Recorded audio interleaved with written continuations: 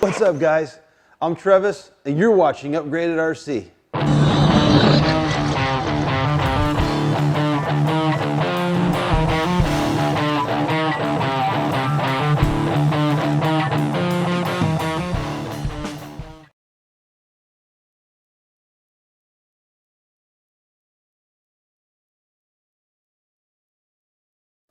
Well, it is great to see all you guys back again. I can't believe we are up to upgrade number 7 on this bomber here. I love this rig.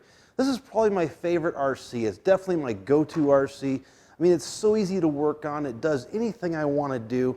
It started out as such a great platform, a little bit rough around the edges, but we've been polishing ever since, doing upgrades, and you know what? This thing is really turning into a work of art, guys. We have done our tires and wheels. We went ahead and replaced that stock plastic crappy steering system with the Vanquish Incision stainless steel links, as we did with all the rest of the links on this vehicle. I also put the Vanquish rear trailing arms on here and the Curie anti-rock sway bar. We have done the axle shafts in here. We replaced the stock dog bone drive cup style axle shafts with the Axle Universal OCP CV drive shafts. I've also replaced the stock servo with the Reese Raw 500 and Vanquish servo arm. Guys, I think we have developed such a great platform here, chiseling off all these rough edges. Like I said, we've made a work of art. I think it's only fitting now that we go ahead and give it some great suspension. Suspension is the key to speed. I've said that many times in many ways. If you guys have watched any of my videos before, you know I have got a lot of videos out there on suspension. It's kind of my forte. Back in my younger days when I was doing all the motocross and working on motorcycles, I have done a lot of suspension. I'm very familiar with all the valving and how they work and the spring rates and the oil and the pistons. So today, we're going to give our bombers better suspension.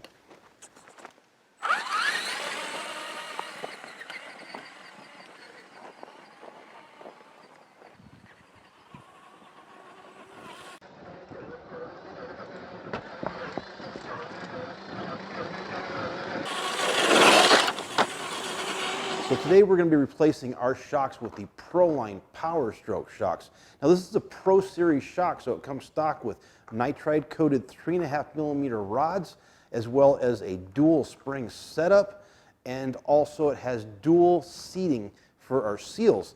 So hopefully that means it's not going to leak or not leak as much. It seems like every shock I have ever done for any RC car leaks. Green slime or not, I don't care. They all leak. I'm sure this is going to leak. Hopefully not, or hopefully very little and a controllable amount. Well, let's go ahead and flip this over so I can get you guys the part numbers for who interested, and I'll show you what's going on the back. So guys, I went ahead and picked up this different spring rate coil pack as well. It comes with 4 different spring rates for the top spring and 4 different spring rates for the bottom spring as well. So that way you've got plenty of adjustment on your spring rates, whatever you need to do depending on the terrain or the course or just whatever you want trying to do with your rig here. And the part number for this is 6063-04. I would definitely recommend this, guys. You're going to get to a point where you feel that your springs are either too soft or too hard, and this is like a Rubik's Cube here. I mean, you've got a combination. You can load these up however you want to. You can change these out however you want to. There really is infinite possibilities for the adjustments on the spring rates here. This is going to help out a lot. Well, here are our Powerstroke Proline shocks, and by the way, these are 102mm, and the part number for this is 6063-01. If I flip this over, you'll notice that it says here it's got infinite spring preload adjustment. So that means the whole aluminum anodized body here has threads on it. That is awesome. This anodized aluminum body is also oversized so that you can put an added amount of oil volume in here. And here are the 2 O-rings I was talking about, and it says that it's got dual O-ring seals, upper and lower, and the shaft guide. So hopefully this doesn't leak, like I said, and there you go, nitride coated shock shaft. It's 3.5mm. That's probably about it, guys. It is an easy to believe system. It's an airtight shock bladder. That's about it.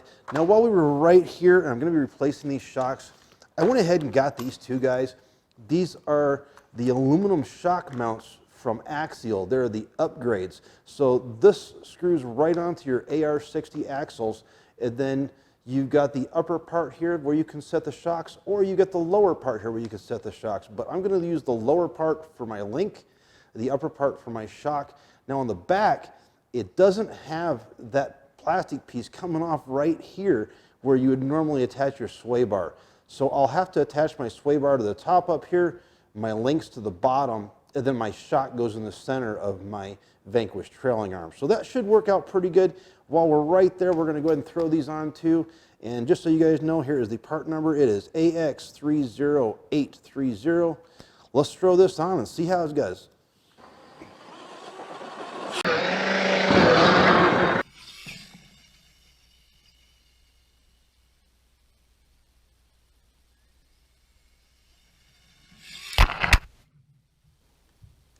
Guys, your Proline shocks are going to come already pre-assembled and 100% ready to be installed, except for one thing.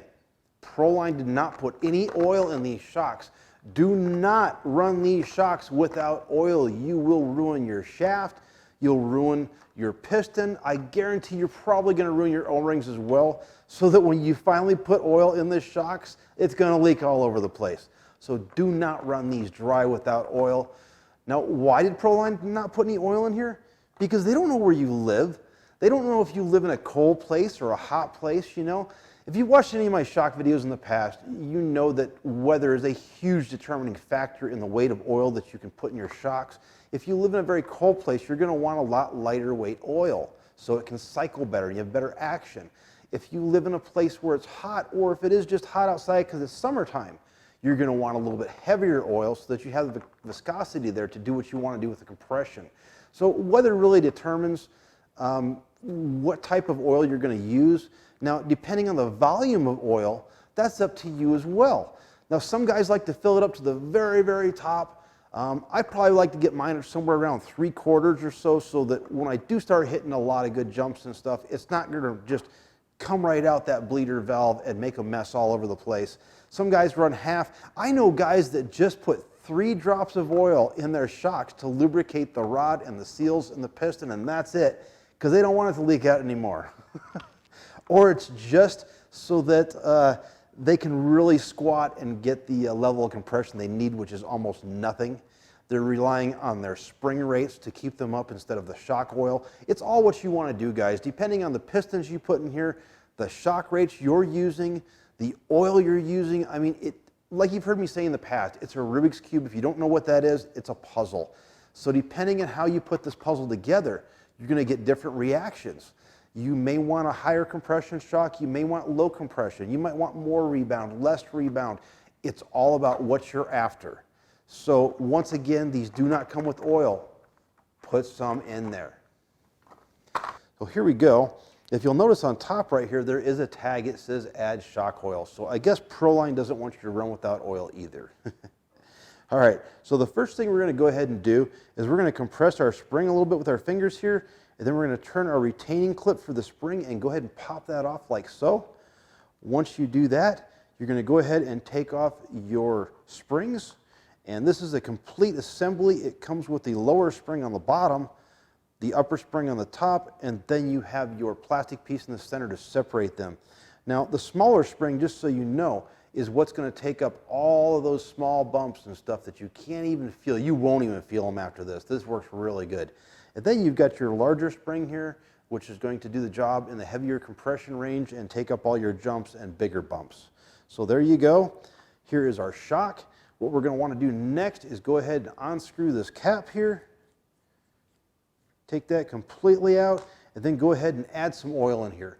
Now, like I said, what kind of oil you're going to add, that's up to you. I would definitely use a silicone-based oil, but whatever weight you're going to use, that's up to you. And whatever volume you're going to put in here, that's up to you as well. What I'm going to do is I'm going to fill mine halfway up to 50%, and then I'm going to cycle it back and forth with full cycles for, oh, I don't know, maybe 10 or 15 times. And then when you look down inside here, you're going to notice there's a bunch of air bubbles that you just created. Go ahead and set that in something like a tray like this or a socket or whatever you got, and go ahead and let those air bubbles dissipate. They'll come out on their own after about 1 minute to 2 minutes. You can look down inside with a flashlight and make sure all your air bubbles are gone. Then, while leaving the rod completely opened up, all the way extended so that your piston's at the bottom, you can go ahead and add more oil to this to get the correct amount of oil that you want for what you're doing. And then we're just going to screw our cap back on. Make sure your bladder's in there, it's not cockeyed or anything like that. Then just go ahead and screw this back on and put this back on in your retainer, and that's pretty much it, guys. It's really simple. There's a lot more stuff we could do in here as far as changing out the pistons and just all kinds of things, but for the moment, this is brand new. It's already assembled for us. We're going to try it out the way it is because I don't know exactly how it's going to work, and then we'll do all of our adjustments later, and this is going to be a constant thing, guys. Like I said, I probably replace my shock oil 2 to 4 times a month because it's either dirty, the weather's changed, or I'm trying to change the compression or the velocity of the shock oil for some reason. So this is not going to be your last time these are off. These are going to come off hundreds of times. So one thing I wanted to point out to you guys, this top eyelet right here on the shock does not come with the necessary hardware like it does on the bottom to go ahead and mount it up. Now that's not a big deal. I've had plenty of shocks in the past where they didn't come with the top eyelet hardware either. I don't know why, but I usually just take the stock hardware out of the stock shock and drop it in there. The problem is the hardware for the stock shock is 1/4 inch OD, and this eyelet here on the top of this shock is only 3/16 OD, so it does not fit. Well, I started looking around, guys, to see what I had, and so anyway, in your parts kit, your leftover parts kit, you've got this tree right here. The part number on it is AX80018, and on the very bottom where it says number 3, there are 4 pieces of hardware right here that will fit inside of your shock. Now, when you take and bust them off the tree, because there's 2 trees, and I took the other ones off and tried them out, you can stick it in here. You'll notice that it does fit, but it's got a lot of play up and down, back and forth. I'm sorry, it fell out. It was so loose, but it just got so much play here. I didn't really like that too much, so I started looking around some more, and then I found some fuel tubing. This is 3/16 nitro fuel tubing, and if you rammed in here really good, it does fit, and it's not too bad of a fit, but it just wasn't exactly what I wanted. It was a little bit too gushy of a mount. It wasn't a hard mount, and I wanted it to be a really hard mount. So then I looked around a little bit more, and I ended up finding some 3/16 OD nylon tubing that has an 1/8 inch ID hole in it. This worked out. It was damn near perfect. What I did was I took and I cut a 1/4 inch piece off of it because that's what size you need to be able to fit inside of the mount where your shock goes. So if you cut a 1/4 inch piece off of that, and then I went ahead and I found some O-rings that fit over the jet just perfect, and I put one on either side here like so that it looks like this. That ended up fitting perfect. It was a very nice, very tight fit with almost no play whatsoever. So it took care of the side-to-side play with the O-rings, and then the up and down play was actually a lot tighter than stock was, guys, with this piece of nylon in here. So I went with this all the way around. Worked out really good. I just wanted to let you guys know that this eyelet does not come with the hardware that it needs, so you're going to have to find something somewhere, or I guess there's a correct one for it, but I asked my hobby shop and they were out. So anyway, guys, if you got something laying around, there you go. The nylon works really good.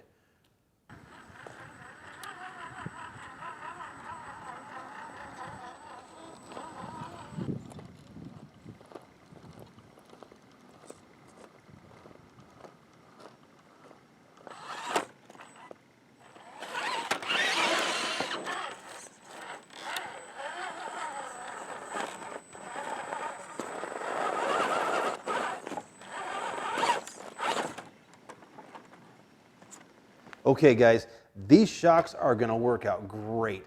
Look at the action on these. Look at how super smooth these are. I mean, front and rear, guys, these are just super silky smooth. Compared to the stock ones, it's going to feel like you're riding on a pillow or a cloud or something. I did go with a lighter weight oil in the front. I went with 30 weight in the front and a lighter rate spring on purpose, so that I can have the full amount of travel on these shocks so that I can go ahead and judge the performance of them and I can adjust later. Now I did kind of the same thing on the rear. I went with 40 in the rear and I went with the same stock spring rate that the stock shocks have, and that gave me a little bit of rigidity but also gave me some squat. So it's kind of in the center there. I'm going to do the same thing. I'm going to judge the performance of them, and depending on the obstacle, the terrain, or the course, we're going to adjust accordingly down the road. Now, as far as the metal mounts here for our axle that we put on, they worked out really good in the front. They gave our lower shock mount 3 more positions to mount to, and they gave our lower links 3 more positions to mount to as well. Now, in the rear, I went ahead and mounted up that aluminum mount to the axle in the rear, but because we have these Vanquish trailing arms that are meant for the Yeti, they're a little bit longer than stock, and when I put the metal mounts on the axle here, it even made it a little bit longer. So what happened is my drive shaft is hanging on by a thread, guys. It's about to pull out. I don't feel comfortable with that. I know the first jump or bump I hit, it's just going to pull out and it's going to make me upset. So I do plan on getting a longer drive shaft for this. I've planned on that this whole time so that I can accommodate these Yeti control arms for the correct length that they really want to be at. And when I get that longer control arm, I'll go ahead and put these metal mounts back on there. I think they're great and they're going to work out really good. Like I've always said about shocks before, if you don't have a good shock, if it's not tuned correctly, if it's not adjusted the way that you want it for the exact application you're using based on your obstacles, your terrain, or your course, you will never get the full performance out of your vehicle. Suspension is the key to speed and performance. If you can keep your tires on the ground due to good suspension that's adjusted correctly, you will go further. You will go faster because your tire's on the ground and not bouncing around all over the place out of control. That's pretty much going to wrap up this video, guys. Normally, I would tell you guys to go out and crash and bash and play and crawl and jump and do all that stuff. I'm not going to tell you that today. Why? Because now that I got these shocks on here and it's a nice day, I got to go out and I got to test these, and then I got to adjust them, and I got to get them exactly where I want them for what I'm trying to do. And I think you guys need to do the same thing. If you're going to put a set of performance shocks on your vehicle and not adjust them, I don't know why you put performance shocks on your vehicle. So go adjust these. Then you can go have fun with it after that, and they will be dialed in and they will work really good and make you very, very happy. Guys, until our next video that's coming along here, which is number 8, and I don't know exactly what that's going to be. That depends on the parts availability at my hobby shop at the time. I think this was a great upgrade, and I think it's necessary if you want to get the most amount of performance out of your bomber. Guys, I am Travis. You're watching Upgraded RC. Peace out!